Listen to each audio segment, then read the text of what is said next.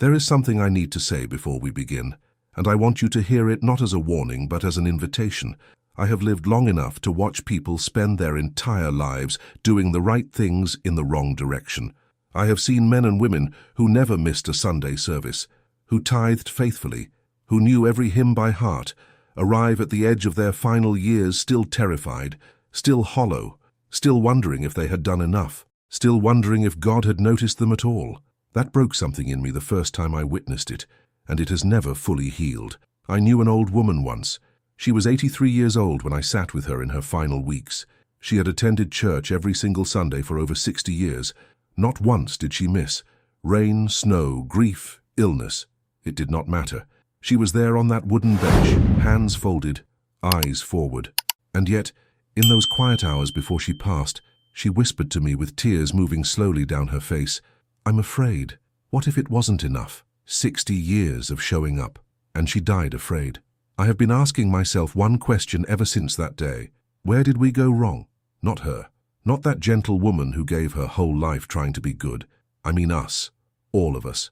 The whole way we were taught to understand what it means to be close to the Creator. Because something got twisted somewhere along the path, and too many people are arriving at the end of their lives still carrying a fear they were never supposed to carry. Today, I want to share something with you. Not a doctrine, not a theology, just the kind of simple, quiet wisdom that my grandmother carried in her bones, the kind that doesn't come from books or buildings, but from paying attention to life for a very long time. If you are past 60 or approaching it, these words are especially for you, because there is a lightness available to you right now that nobody may have ever told you was yours to have, and I think you deserve to know about it before another day passes. So let me begin. When I was a young man, I used to think that faith was something you demonstrated. You showed up. You spoke the right words. You sat in the right place at the right time, and something about the act of being there was supposed to count in your favor, like punching a time card for the soul. And honestly, that is how many people still experience religion today. Not as a living relationship with something sacred, but as a kind of performance, a duty, a box to be checked before the week can officially be considered acceptable. Now, I want to be careful here, because I am not saying churches are bad places. There are communities built around shared worship that have carried people through the hardest moments of their lives. There is real beauty in gathering together, in singing together, in grieving and celebrating together. I would never take that away from anyone, but there is a difference between a community of genuine spiritual warmth and what I see in so many faces on those benches. The difference is this. One is love freely given, and the other is fear poorly disguised as devotion. When you go to church because you are afraid of what happens if you don't, that is not faith, that is a transaction. And the Creator, in whatever name you hold sacred, does not operate on transactions. My grandmother used to say something I have carried with me for decades. She would say, "The Great Spirit does not grade attendance." She said it the way she said everything, quietly, without drama, the way you say something when you have known it to be true for so long that it doesn't need any decoration. She was not being irreverent. She was being honest. And her honesty, simple as it was, carried more spiritual weight than any sermon I ever heard delivered from a pulpit. The problem with turning faith into routine is that routine is the great enemy of presence, and presence is everything. Think about the last time you truly felt something sacred, truly felt it in your chest, in your breath, behind your eyes. I would be willing to wager that it did not happen while you were half listening to someone else speak. It happened in a quiet moment. It happened when something caught you off guard. It happened at a kitchen table, or on a porch watching the light change, or in the middle of a walk when the wind moved through the trees in a way that made you stop and just stand there. That is where the Creator lives.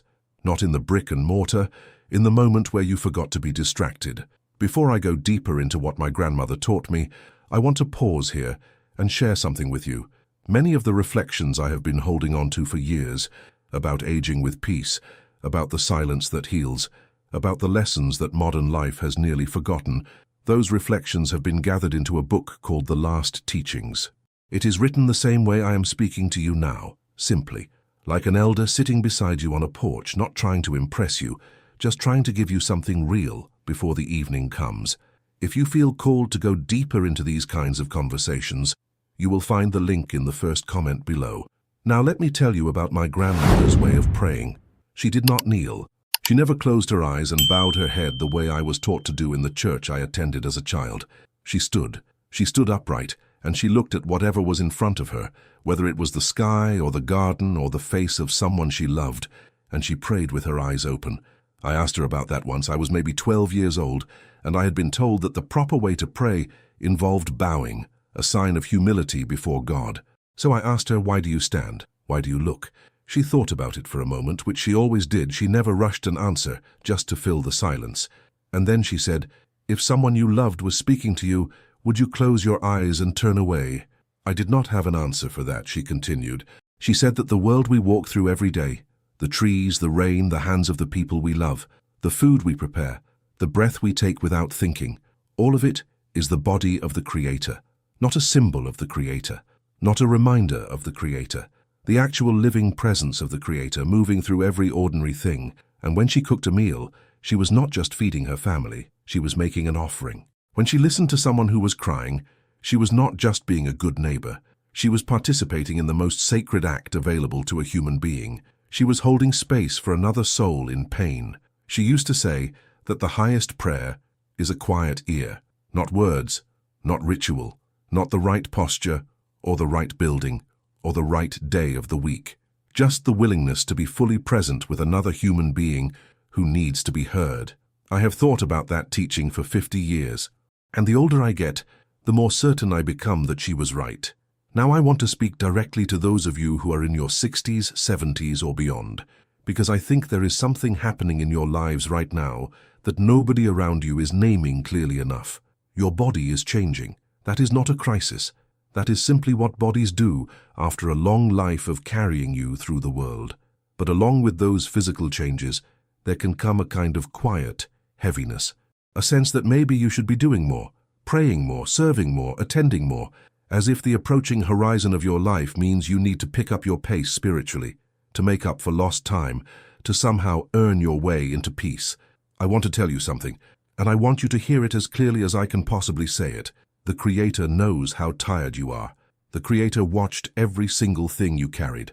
He was not absent for any of it.